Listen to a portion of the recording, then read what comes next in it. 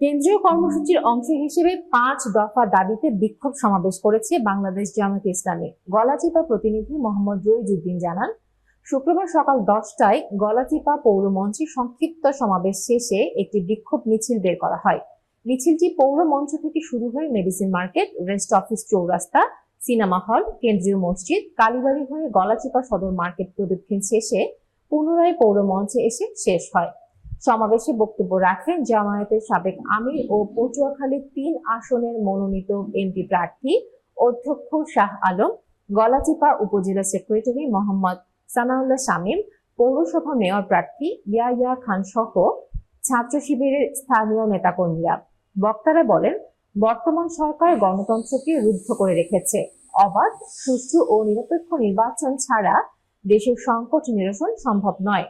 জামায়াতের 5 দফা দাবি: জুলাই সনদের ভিত্তিতে আগামী ফেব্রুয়ারিতে জাতীয় নির্বাচন আয়োজন, জাতীয় সংসদের উভয় কক্ষে পিআর পদ্ধতি চালু, অবাধ, সুষ্ঠু ও গ্রহণযোগ্য নির্বাচনের জন্য সবার জন্য সমান সুযোগ নিশ্চিত করা, রাজনৈতিক দলগুলোর সভা সমাবেশে বাধা বন্ধ করা, গ্রেফতার হওয়া নেতাকর্মীদের মুক্তি ও মামলা প্রত্যাহার।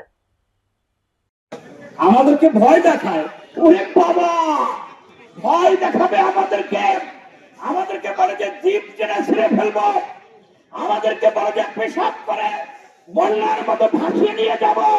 মনে রাখবেন, যে ছাত্র জনতা গুলিকে ভয় করে নাই, মৃত্যুকে ভয় করে নাই, যারা মৃত্যুকে শাহাদাতের মৃত্যু মনে করে আলিঙ্গন করেছে, তাদেরকে ভয় দেখিয়ে লাভ নাই। আমরা স্পষ্ট ভাবে বলতে চাই, চুরি ডাকাতি করেছেন, রাহাজানি করেছেন, টেন্ডারবাজি করেছেন, টেম্পো স্ট্যান্ড দখল করেছেন, বাস স্ট্যান্ড দখল করেছেন, খুবই ভালো কথা।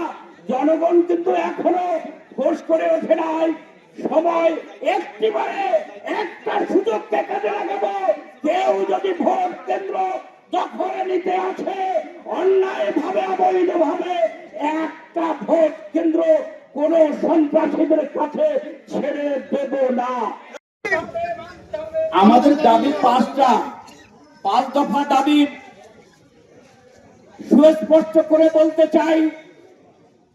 জুলাই সনদের বাস্তবায়ন করতে হবে অবিলম্বে।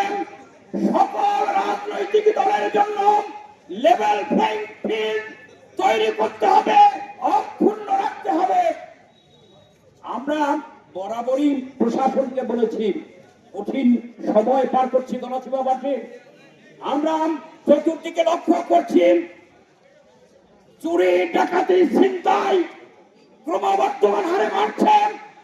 গলাচিপা উপজেলার প্রশাসনের কাছে জানিয়েছি, গলাচিপা থানা প্রশাসনকে বলেছি, এই সমস্ত চুরি ডাকাতির প্রত্যেকটি অপরাধীদেরকে শনাক্ত করে আজকে বিচারের আওতায় নিয়ে আসতে হবে।